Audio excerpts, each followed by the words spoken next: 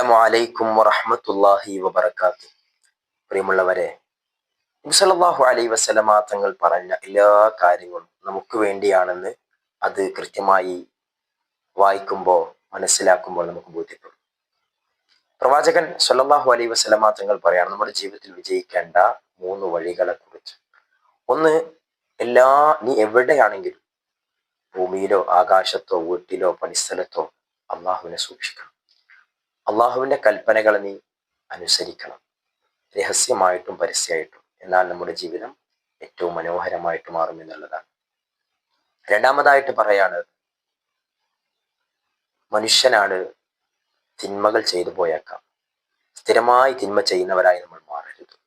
തിന്മ ചെയ്താൽ അതിൽ കുറ്റബോധം ഉണ്ടാവണം. തെറ്റ് വന്നു പോയല്ലോ. അതിലെ പ്രതിവിധി എന്താണ്? ആ തിന്മയിൽ നിന്ന് മാറി നിൽക്കുകയും ഉടനെ നന്മ ചെയ്യുക എന്നുള്ളതാണ്. നന്മ കൊണ്ട് തിന്മയെ നീ മേക്കപ്പ് ചെയ്യണം, റിക്കവർ ചെയ്യണം. കാരണം എന്താ? അങ്ങനെ ചെയ്യുമ്പോൾ അത് തംഹുഹ, ആ നന്മ തിന്മയെ മായ്ച്ചു കളയും. അത്രയും ഒരു പവർ നന്മക്കുണ്ട് എന്നുള്ളതാണ്.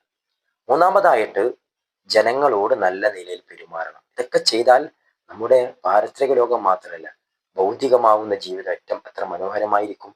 ആരോടും വെറുപ്പില്ലാതെ, വിദ്വേഷമില്ലാതെ. ഇടയ്ക്കൊരു പ്രശസ്തനായ ഡോക്ടർ പറയുണ്ടായി, നമ്മുടെ ഹെൽത്തിയായി ജീവിക്കണമെങ്കിൽ ഏറ്റവും പ്രധാനം നമ്മുടെ മനസ്സ് ക്ലീൻ ആവുക എന്നുള്ളതാണ്. ആരോടും വെറുപ്പും വിദ്വേഷം ഇല്ലാതിരിക്കുക.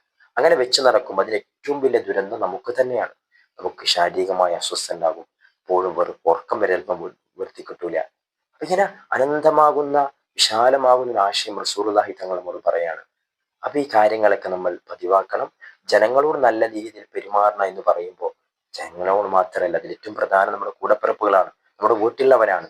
അവരോട് ഏറ്റവും നന്നായിട്ട് പെരുമാറാനും നമ്മൾ ശ്രദ്ധിക്കണം. അങ്ങനെയൊക്കെ ആകുമ്പോൾ നമ്മുടെ ജീവിതം ഏറ്റവും മനോഹരമായിട്ട് മാറും എന്നുള്ളതാണ്. പടച്ച റബ്ബ് അനുഗ്രഹിക്കട്ടെ. അസ്സലാമു അലൈക്കും വറഹ്മത്തുള്ളാഹി വബറകാതുഹു.